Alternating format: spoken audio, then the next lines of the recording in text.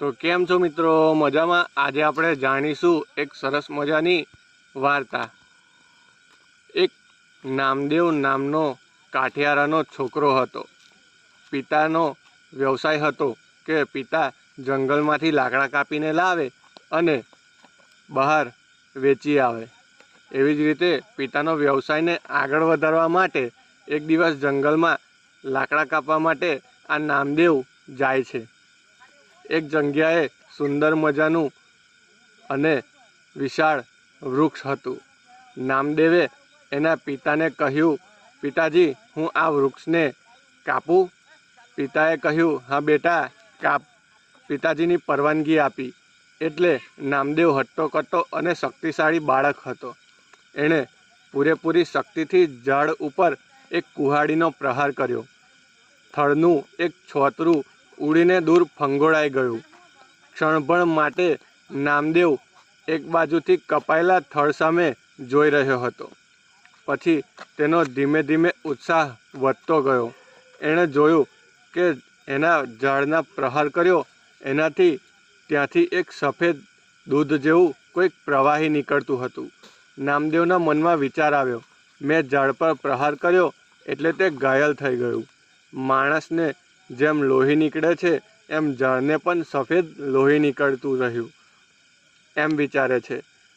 મારા પ્રહારથી જ આ ઝાડ દુઃખી થઈને પીડાઈ રહ્યું છે, એ ધ્રુજી રહ્યું છે। કોઈ મને મારે તો કેવું થાય?